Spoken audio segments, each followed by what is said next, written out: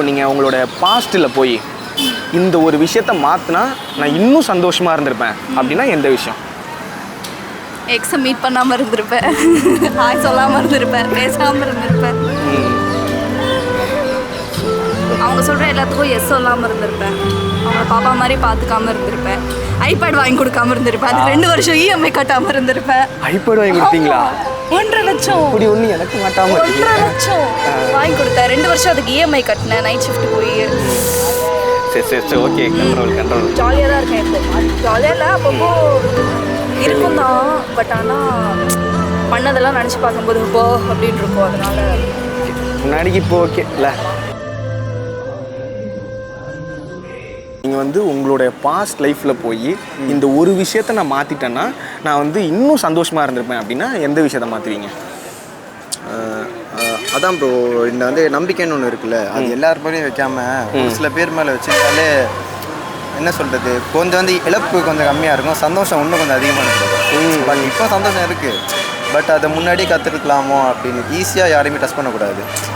ட்ரஸ்ட்டுன்னு ஒன்று வைக்கிறோன்னா அவங்க தான் நம்மளுக்கு வந்து கொடுத்துருப்பாங்க. இப்போ ட்ரஸ்ட் வைக்கணும் எல்லார் மேலேயும் வைக்கலாம், ஆனால் ஒருத்தவங்க ஒன்று கொடுக்கும்போது தான் ட்ரஸ்ட்டுன்னு இப்போ வைக்கணும்னு ஒன்று ஆயிடுச்சுல்ல. கரெக்ட். ஸோ அதனால உங்களுடைய லைஃப்பில் இப்போ பாஸ்ட்டுக்கு போகிறீங்க, ஓகேவா?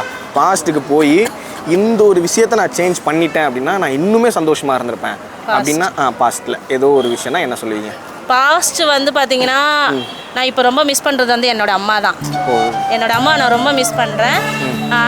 நிறைய பேர் சொல்லியிருக்காங்க என்னோடய அம்மா என்னோட ஃப்ரெண்டாக இருக்காங்க அப்படின்னு சொல்லியிருக்காங்க. ஆனால் எனக்கு வந்து ஃப்ரெண்டாக இருந்தது எங்கள் அம்மா. நாங்கள் 3 பொம்பளை பசங்க.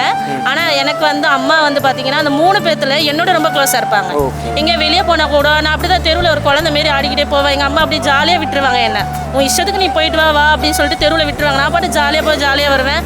அம்மா வந்து நிறைய விஷயங்கள் சொல்லியிருக்காங்க, நீ எதுவுமே யோசிக்க மாட்டேன்ற, யோசிக்காமல் ஒரு விஷயத்தை நீ சடனாக பண்ணிடுற, யோசிச்சு நிதானமாக செயல்படுன்னு சொல்லிட்டு சொல்லுவாங்க. அந்த ஒரு விஷயம் தான். ஆனால் எதை எடுத்தாலுமே யோசிக்க மாட்டேன்.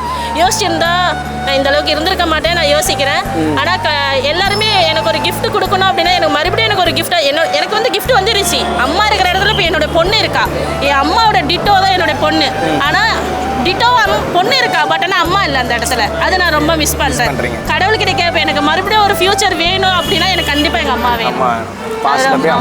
அம்மா கூட இருக்கணும். அதுக்கப்புறம் தான் எல்லாமே. அம்மா தான் ஃபர்ஸ்ட். அப்படி ஒரு விஷயம். ஏன்னா மேபி சில பேருக்கு இல்லாதனால சொல்கிறாங்க அப்படின்னு நினைக்கலாம். பட் ஆனால் அப்பா கிட்ட சொல்ல முடியாத விஷயத்த கூட அம்மா கிட்ட சொல்லலாம்.